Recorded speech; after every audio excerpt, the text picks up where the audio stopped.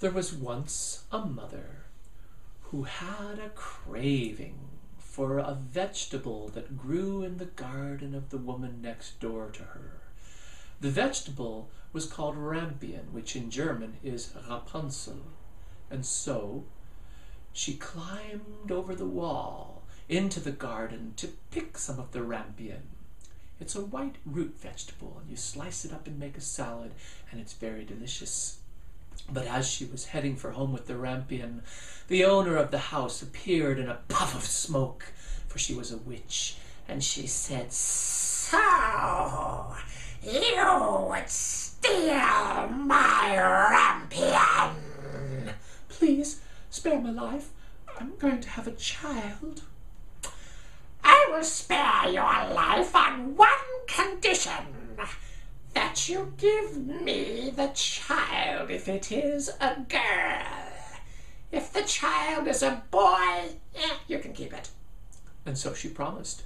And of course the child was a girl, and she had to give her to the witch. But the witch had a kind heart for all her tough exterior, and she loved the little girl whom she named Rapunzel, and she built her a tall tower to keep her safe from any who would harm her. And there she kept Rapunzel day and night. But she taught her all sorts of magic. She taught her how to snap her fingers and make a shower of golden coins fall from the air. She taught her to wave her hands and make beautiful music play. And Rapunzel had an army of servants such as the tea kettle that made her tea. "Ooh," the kettle would say, "I'll be making you some tea right about now, dearie. Don't scorch your little lipsies on the cup." And there was an armchair that would say, "Seat yourself in my embrace." There was even a rug on the floor that would say things like, "Could you move your foot a little more? Oh yeah, that's perfect." So Rapunzel lacked for nothing. And as you know, her hair grew and grew and grew. And whenever the witch wanted to come up and visit Rapunzel and teach her some more magic, she would come to the base of the tower and call up, "Rapunzel, Rapunzel, let down your hair, that I might climb the golden stair." And Rapunzel would let her golden locks cascade down, and the witch would climb up. Now one day, a handsome prince was riding by on his horse, and he saw this, and he thought, "What a beautiful young woman. I'm in love with her." And so he waited until the witch vanished, and he went to the foot of the tower. "Rapunzel, Rapunzel, let down thy hair, that I might climb the golden stair." But when he had climbed up, Rapunzel said, "You're not old mother. Who are you?" "Please, I would take you away with me to my castle, and I would marry you. I can give you all the gold that you wish for." "Gold? Oh, you mean like this? Clink, clink, clink, clink, clink, clink, clink, clink." "Yes, well, I can also have beautiful music played for you night and day."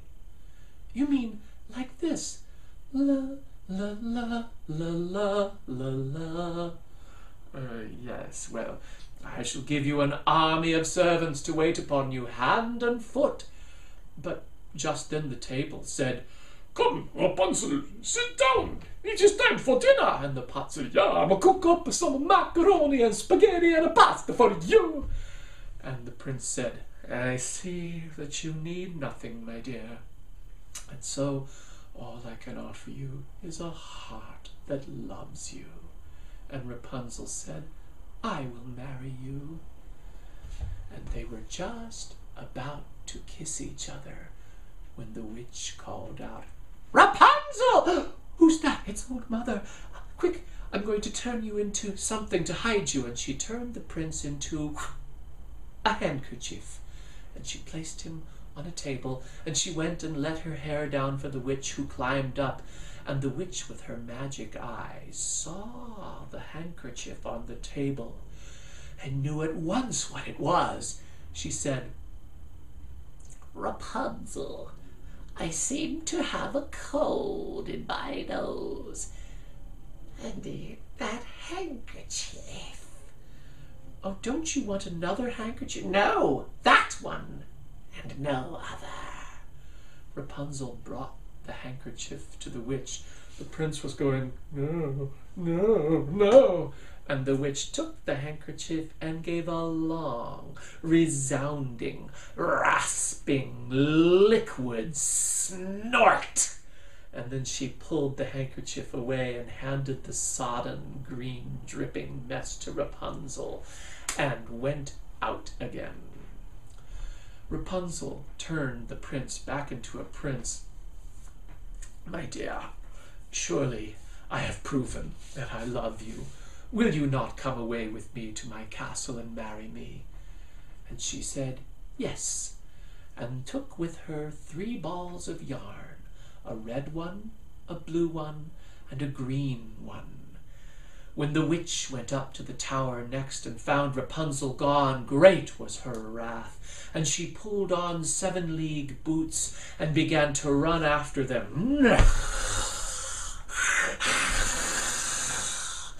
Rapunzel saw her coming. She took the blue ball of yarn, and the blue ball of yarn landed behind her and spread into a lake 1,000 miles wide. But the witch jumped into that lake, swam to the other side, leaving a great blue wake of water on her sides, and she was still coming after them. Rapunzel took the red ball of yarn, and the red ball of yarn landed and spread into a wall of flame 1,000 miles high. But the witch hit that wall of flame and burst through, and like a demon of fire was still coming for them. And so Rapunzel took the green ball, and the green ball of yarn landed and spread into a green garden from one end of the world to the other. And the witch hit that garden and got well lost in its depths. And she came upon an old gardener. "Have you seen a young woman and a young man riding by?" "What's that you say, young lady? I've seen nothing of the kind.